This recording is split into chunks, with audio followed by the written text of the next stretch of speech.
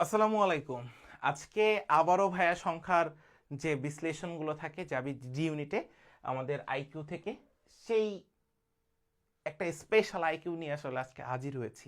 So এই টাইপের প্রশ্নগুলো দেখলে সবার মাথা একটু ঘুরে যায় এবং কিভাবে সলভ করতে হয় সেটাও ঘুরে যায়। সো আজকে আমি চেষ্টা করব তোমাদেরকে এগুলোকে একটু সহজ করে দেওয়া, অর্থাৎ পাজল টাইপের যে ম্যাথগুলো থাকবে সেগুলোকে একটু সহজ করে দেওয়া। সো আমি একটু এগিয়ে যাই, দেখি তোমরা পারো কিনা। হ্যাঁ, সো একটু খেয়াল করো, এখানে আমাদের প্রথম যে চিত্রটা রয়েছে, চিত্রে এখানে বলে দেওয়া আছে ভাইয়া, একটু খেয়াল করো, এখানে বলে দেওয়া আছে 3, আর এখানে বলে দেওয়া আছে 8, এখানে বলে দেওয়া আছে 4, মিডলে কত বলে দেওয়া আছে দেখো 44। সো আমরা একটাকে আগে হিসাব করব যে আসলে কিভাবে মিলে। সো একটু মনোযোগ দিয়ে দেখো, আমরা প্রথম চিত্রে যাব। প্রথম চিত্রে, হ্যাঁ, প্রথম চিত্রে এই পাজল টাইপের ম্যাথগুলোর ক্ষেত্রে মিডলটাকে কনস্ট্যান্ট রাখবা, অর্থাৎ মিডলটাকে খুঁজে পেতে হবে, এরকম টেন্ডেন্সি নিয়ে তারপরে আগাবা।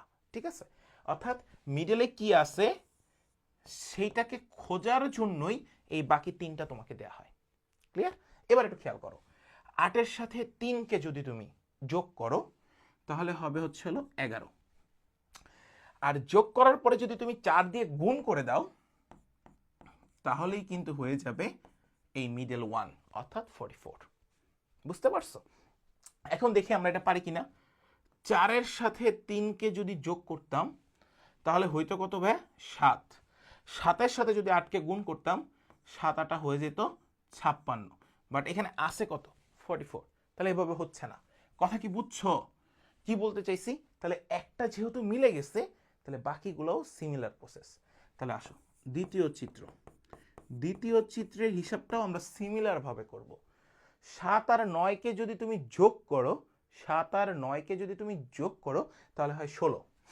তাহলে 16 ইন্টু হচ্ছে হলো 2 যদি করো, এই 2কে গুণ করে দাও তাহলে তুমি পেয়ে যাবা 32। তাহলে দেখো এটাও মিলে গেছে। তাহলে এই ঘরে কত বসবে সেটা তোমাকে বের করতে হবে।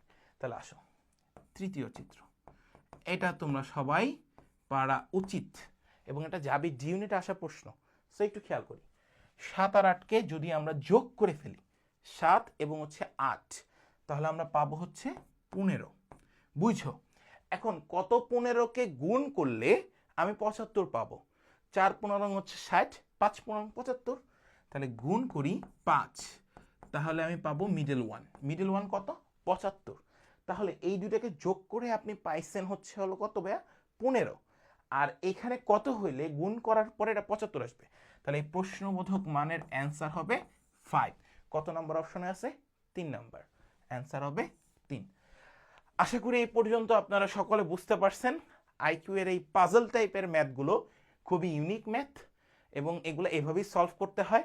আপনাকে সবসময় মিডল ম্যানটাকে বের করতে হবে পাজলের, এটা একটু মাথায় রাখবেন। তাহলে বাকি যেগুলো থাকবে যোগ বিয়োগ গুণ ভাগ করে দেখবেন কোনটার সাথে কোনটাকে করলে আপনি এই মিডল ম্যানটাকে পাবেন।